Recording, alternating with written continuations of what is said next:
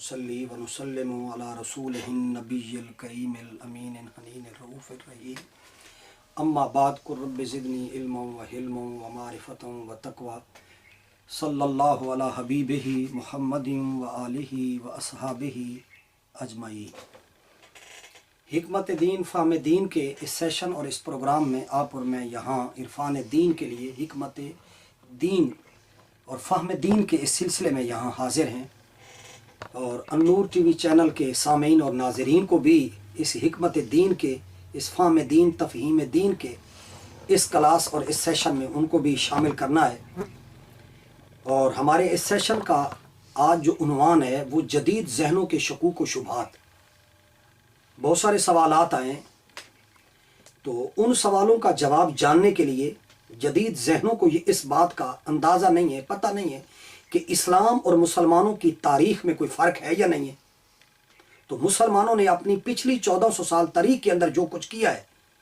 वो ऐने इस्लाम था या इन दोनों के दरमियान कोई फ़र्क है।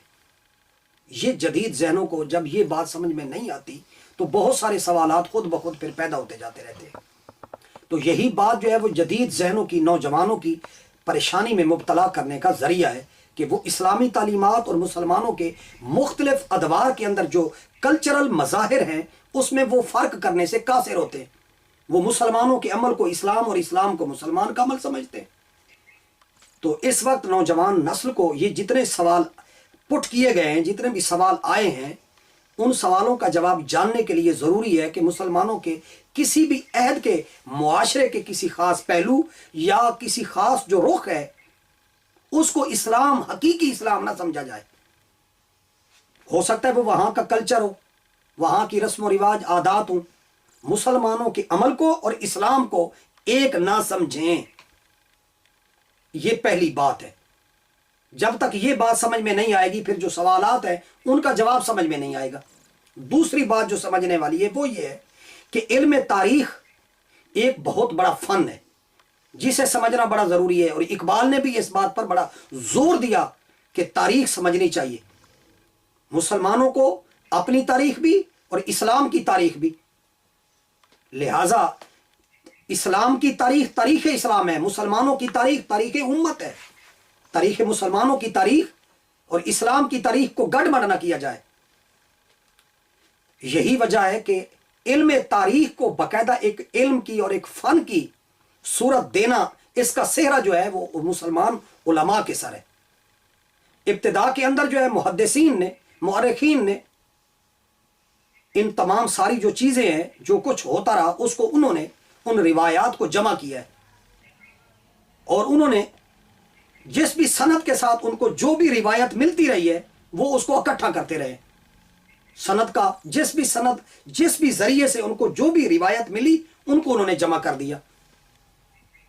ये पहले दौर के जो लोग थे उनको उन्होंने इस तरीके से जमा किया था। इसके बाद जरा तादील के अइम्मा आए, अइम्मा इल्म फ़न आए, मुहद्दिसीन और नक्काद आए। उन्होंने फ़न हदीस और तारीख के अंदर जो कुछ जमा था उसको उन्होंने जांचा, देखा, परखा कि क्या वो जो बात आई है वो रिवायतन ठीक है, सनद के एतबार से उसको नकल करने वाले लोग ठीक थे, दिरायतन अकलन वो बात ठीक है कि इंसान की अक्ल उसको मानती है, क्या वो कुरान और सुन्नत के खिलाफ तो नहीं है।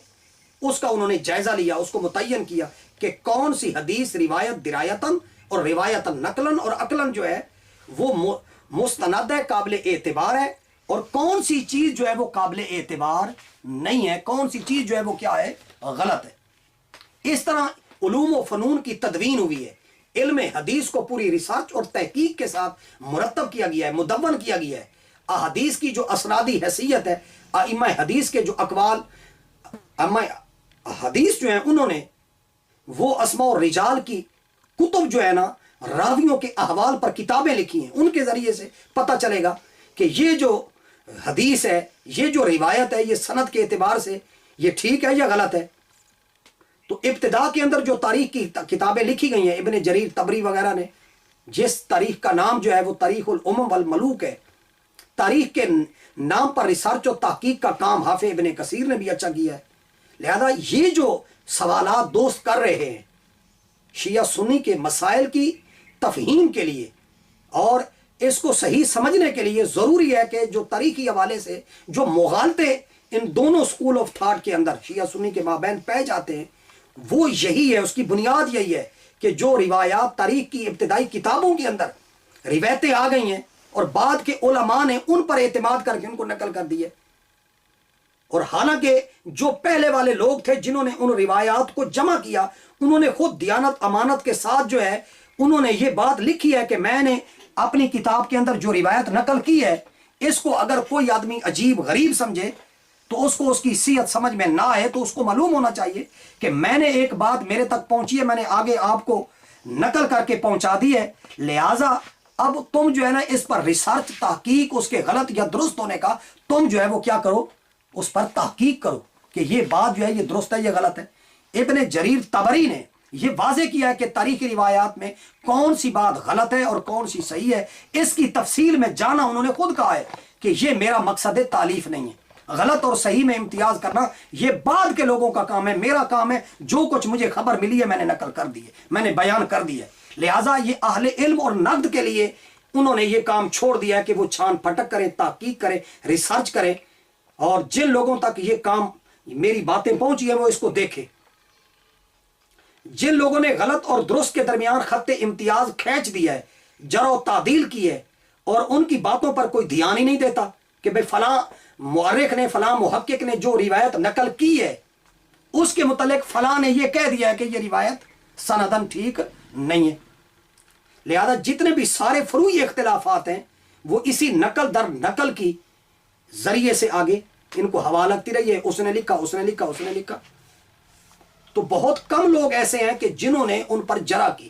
ان پر تحقیق کی، اور ایسی کئی روایات کتب کے اندر موجود ہیں جو روایتاً و درایتاً نقلاً اور عقل غلط تھیں، ان پر ائمہ جرح نے ابتدائی کے اندر جو ہے ان کے اوپر کلام کیا، ان کو نقل کیا، روایت کو نقل کیا، نقل کرنے کے بعد اس کے اوپر انہوں نے جرح کی۔ اب ہمارے کیا لوگ ہیں جو مناظر قسم کے لوگ ہیں، اختلافات اور فرقہ واریت پھیلانے والے، وہ فلاں کتاب کی روایت کو نقل کرتے ہیں، حالانکہ وہ نقل کر کے اس کے غلط یا صحیح ہونے کا وہ قول آگے کر رہے ہوتے ہیں۔ وہ کہتا ہے کہ فلاں نے یہ روایت لکھی ہے، وہ نقل کی ہوئی روایت کو فلاں کتاب سے لے لیتا ہے، لیکن اس نقل کرنے والے ناقل کی جرح و تعدیل کو چھوڑ دیتا ہے کہ وہ خود بھی کہہ رہا ہے کہ یہ روایت غلط ہے۔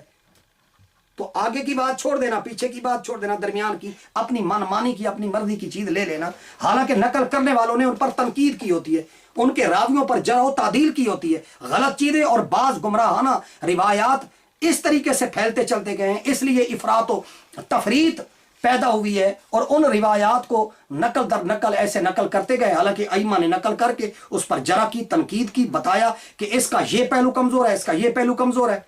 اور بعد کے ائمہ فقہا متکلمین نے، علماء امت نے تاریخی روایات کی چھان پھٹک کر کے تاریخ کو صاف ستھرا کر کے پیش کر دیا ہے۔ انہوں نے محض نقل نہیں کیا، تحقیق و تفتیش کا طریقہ انہوں نے بیان کیا، تو امکان جو ہے نا انہوں نے صحیح روایات کو نقل کیا، غلط اور ضعیف روایتوں کی انہوں نے تردید کر دی ہے۔ کتب تاریخ کے اندر غلط اور صحیح کا امتیاز ہر شخص نہیں کر سکتا کہ آپ اور میں جو ہے نا بیٹھ کر بھئی یہ روایت آپ کو کوئی اردو کی کتاب اٹھا کر دکھائے کہ آپ یہ روایت غلط ہے، آپ اور یہ آپ کا میرا کام نہیں ہے۔ ہر کام کا امام ہے، اس کا اس فن کا ماہر ہے، متخصص ہے، اسپیشلسٹ ہے، اس کا ریسرچر ہے، لہذا اس کے لیے اعلیٰ قابلیت درکار ہوتی ہے۔ احادیث اور آثار اور اسماء اور رجال پر گہری نظر رکھنے والا، اور پھر عقیدے کی پختگی رکھنے والا، جس کے اندر توازن ہو، اعتدال ہو، تب آپ کو مجھے بات سمجھ میں آئے گی۔ جتنے سوالات ہو رہے ہیں ان سوالات کو نہ سمجھنے کی بنیادی وجہ یہ ہے کہ فلاں کتاب میں لکھا ہوا ہے، تو لہذا فلاں کتاب کے اندر جو لکھا ہوا ہے وہ دیکھ لیں کہ وہ کتاب کس عہد کی، کس دور کی، کس صدی کی، کس وہ امام اور فن کے ماہر کی تھی، اور وہ جو روایت لکھ رہا ہے وہ اپنی روایت کے متعلق خود کیا کہہ رہا ہے۔ تو لہذا جن کمزور راویوں نے صحابہ و اہل بیت کے بارے میں ناقابل اعتبار روایات کو نقل کر دیا ہے، اور ان روایات کو ناقابل اعتبار کیا جائے، اور یہ اعتراضات بھی اب سامنے لایا جا رہا ہے، یہ جو دوست نے اب سوال کیا ہے کہ انہی راویوں نے دوسری بھی تو صحیح واقعات کو نقل کیا ہے، کہ یہ روایتیں آپ کہتے ہیں اس راوی نے غلط کی ہیں، انہوں نے صحیح باتیں بھی تو کی ہیں، پھر آپ ان کی صحیح باتوں کو کیوں لے رہے ہیں؟ یہ بھی سوال کیا گیا۔ تو دوستوں سے، بھائیوں سے گزارش یہ ہے کہ یہ ایک بدیہی حقیقت ہے کہ زندگی کے جو عمومی واقعات ہوتے ہیں جن سے نہ کوئی مسلمہ عقیدے پر کوئی اثر پڑتا ہے، نہ کسی ٹھوس علمی حقیقت کی نفی ہوتی ہے. تو لہذا اگر وہ کوئی غلط راوی اگر اپنے مخصوص نظریات کی اس میں اس کی تائید بھی نہیں ہو رہی، اس کے اندر جو ہے اس کی کوئی کمزوری جو ہے، راوی کی جو بات جو ہے فی الجملہ جو ہے وہ بہت سارے لوگوں نے اگر وہ کمزور ہے تو یہ جو کہا جا رہا ہے بھائی آپ اس کو کمزور کہتے ہیں تو پھر آپ اس کی فلاں بات کو کیوں لیتے ہیں؟ تو بھائی وہ اس کی جو فلاں صحیح بات ہے اس کے پیچھے قرآن کھڑا ہے، حدیث کھڑی ہے، اس کے پیچھے ایک امت کا تواتر کھڑا ہے. تو لہذا جب وہ راوی اپنی کسی غلط باطل نظریے کو جب تک وہ مخفی یا سیدھے انداز میں اگر وہ خود نہیں بیان کرے گا، تو لہذا اگر کوئی ایک ایسا قصہ، کوئی ایک ایسا واقعہ بیان کرے جس کے اندر مسلمہ حقیقت کے خلاف، عقیدے کے خلاف، قرآن کے خلاف، سنت کے خلاف اس کے اندر کوئی چیز پائی جائے گی تو ہم اس کو ریجیکٹ کر دیں گے. تو لہٰذا دیکھیے میں آپ کو ایک مثال کے ذریعے سے میں آپ کو ایک مسئلہ سمجھا دوں کہ دیکھیے اخبار کے اندر روزانہ کئی قسم کی خبریں آتی رہتی ہیں. فلاں مقام پر ٹرین کا حادثہ ہو گیا، فلاں جگہ پر کوچ الٹ گئی، بس کا حادثہ ہو گیا، ٹرین پٹڑی سے اتر گئی، فلاں جگہ پر شدید ژالہ باری ہوئی، بارش ہوئی. یہ ساری خبریں روزانہ آتی رہتی ہیں، آپ اور میں روزانہ پڑھتے رہتے ہیں. کیا آپ نے میں نے کبھی ان خبروں کو پڑھ کر کبھی رپورٹر جو رپورٹ کر رہا ہے اس کے بارے میں وہ قابل اعتماد ہے یا نہیں ہے؟ اس رپورٹر کے متعلق آپ نے میں نے کبھی نوٹس کبھی لیا؟ نہیں بھئی، یہ روٹین کی چیزیں ہیں، یہ جو باتیں بیان ہو رہی ہیں یہ روٹین کی چیزیں ہیں. اگر وہی رپورٹر اگر ایک کسی معتبر شخصیت کے خلاف کچھ لکھے اور وہ معتبر جو شخصیت ہے وہ ایک مقتدر شخصیت ہو، مجموعی طور پر لوگ اس کا احترام کرتے ہوں، اسے شریف سمجھا جاتا ہو، اور یہ خبر اس کے متعلق کوئی رپورٹر یہ دے دے کہ وہ فلاں جگہ پر رشوت لیتے پکڑا گیا ہے، تو لہٰذا ایک عام آدمی بھی اس خبر کو درست ماننے سے پہلے رپورٹر کی سچائی اور اس کے رجحانات کا ضرور جائزہ لے گا کہ یار یہ جو رپورٹر یہ فلاں اخبار کے اندر یہ جو خبر آئی ہے اس کا رپورٹ کرنے والا کون ہے، کیا دیانتدار ایماندار ہے یا نہیں. لہذا مضبوط شواہد کے بغیر صرف اس کی خبر پر بھروسہ نہیں کیا جا سکتا، اس خبر کو دیکھنا ہوتا ہے کہ وہ خبر کس درجے کی ہے. تو لہذا یہ ایک عجیب بات ہے کہ یہ بدیع اصول اور قاعدہ صحابہ کرام کے بارے میں، خلفائے راشدین کے بارے میں، اہل بیت رسول کے بارے میں ہم کیوں فراموش کر دیتے ہیں؟ لہذا تاریخی واقعات کے بارے میں محققین نے وضاحت کر دی ہے، انہیں بتایا کہ یہ وزی روایات ہیں کہ فلاں واقعہ یہ یہودی راوی ہیں انہوں نے گڑھا ہے. یہ جو واقعہ ہے کہ حضرت عمر رضی اللہ تعالیٰ عنہ نے دروازہ جلا دیا، یہ روایت وزی ہے، من گھڑت ہے، جھوٹی ہے، یہودی الاصل ہے، اس کے راوی یہودی ہیں. یہ صحابہ اور اہل بیت کے مابین لڑائی اور جھگڑا اور یہ مشاجرات کا اور صحابہ کے خلاف ایک سازش کے تحت یہودیوں نے یہ روایات گڑھی ہیں. جب یہ روایتیں ہمارے مورخین نے ان پر کلام کر دیا کہ یہ سب جھوٹی ہیں، تو لہذا تاریخی کتابوں میں زیادہ تر پھر یہ بھی بات ہے کہ زیادہ تر اس کے اندر بادشاہوں کے حالات، ان کی جنگی مہمات پر زور دیا گیا ہے. اس دور کے جو معاشرتی ترقیاتی تمدنی جو حالات ہیں ان پر بھی زیادہ نہیں لکھا گیا. تو اصل جو تاریخ ہے اس کو سمجھنا، اس کو جانچنا، اس کو پرکھنا، تو یہ بات ضروری ہے. اور میں اس بات کا پر بھی میرے ذہن میں یہ بات بار بار آتی ہے کہ جتنی کتابیں آئی ہیں وہ ان کا نام تاریخ اسلام رکھا گیا ہے. لہذا تاریخ اسلام رکھنے کی وجہ سے بھی شعوری یا غیر شعوری طور پر یہ نوجوانوں میں، پڑھنے والوں میں تصور بڑھتا ہے کہ تاریخ میں جو کچھ بھی ہے وہ اسلام کا تقاضا ہے، حالانکہ ایسا نہیں ہے. اس کے نتیجے میں بہت سے بادشاہوں کا کردار بھی اسلام کی طرف منسوب ہو جاتا ہے. لہذا جدید ذہنوں کو یہ غلط فہمی ہوتی ہے. لہذا یہ سمجھانے کی ضرورت ہوتی ہے کہ مسلمانوں کی تاریخ کے ہر عمل کو اسلام کی طرف آپ منسوب نہیں کر سکتے. تو لہذا مسلمانوں کی تاریخ الگ ہے، اسلام کی تاریخ الگ ہے. اس دونوں کے مابین جو ہے یہ ضروری فرق کرنا ضروری ہے. یہ ایک سوال ہے. اب دوسری بات ذہن میں رہے جو سوال آئے ہیں، دیکھیں بہت سارے کام آپ اور میں نیک نیتی سے کرتے ہیں، اسے دین اور خدمت دین کا ذریعہ سمجھتے ہیں، لیکن یہ اصول بھی بہت غلط ہمارے اندر رائج ہو گیا ہے، مروج ہو گیا ہے کہ نیت کی اچھائی سے کوئی غلط کام بھی جائز اور صحیح ہو جاتا ہے. نہیں، یہ بات ضروری ہے. واقعہ یہ ہے کہ کسی کام کے درست کرنے کے لیے، درست ہونے کے لیے صرف نیک نیت ہی کافی نہیں، اس کا طریقہ کار بھی ٹھیک ہونا ضروری ہے. تو ہمارے علماء، ہمارے مبلغین، دعوت و تبلیغ کا کام کرنے والے محض نیت پر ہی نہیں طریقہ کار بھی، نیت بھی ٹھیک ہونی چاہیے، اس کا طریقہ کار بھی۔ لہذا یہ جو ہم نے اکھاڑے، مناظرے، مباحثے، معذرت کے ساتھ یہ جو سوشل میڈیا پر یہ ایک دوسرے کے خلاف یہ جو کچھ باتیں ہو رہی ہیں، کیا یہ حکمت دین یہی ہے؟ فہم دین یہی ہے؟ ہمارے علماء کو یہی زیب دیتا ہے کہ ایک دوسرے کو کافر، مشرک، بے ادب، ایک بات آتی ہے تو پھر دوسرا چڑھ جاتا ہے، پھر تیسرا آتا ہے تو چوتھا آ جاتا ہے۔ یہ میڈیا کا اتنا بڑا وار ہے، اس دور میں ہمارے علماء محتاط ہو کر ایک دوسرے کے بارے میں بات نہیں کر سکتے کہ جس کے ذریعے سے لوگوں کا ایمان محفوظ ہے وہ کوئی ہو، وہ قابل احترام لوگ ہیں جتنے بھی ہیں، تو ہم ان کے اوپر جناب لڑائی جھگڑا کرنے کے لیے جبہ و دستار کے ساتھ لیس ہو کر، آراستہ پیراستہ ہو کر، اپنے آپ کو بڑا کہلانے کے لیے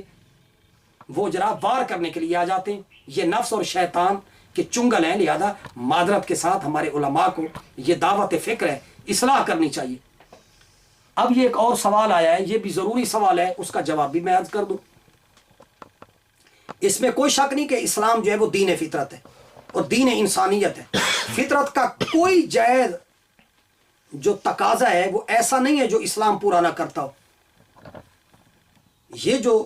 یعنی پوچھا گیا ہے سوال کہ عقل اور فطرت اور اسلام میں کیا فرق ہے، تو یاد یہ رہے کہ اسلام انسان کا خارج کا دین نہیں ہے بلکہ اس کے اندر کا باطن کا داعیہ ہے،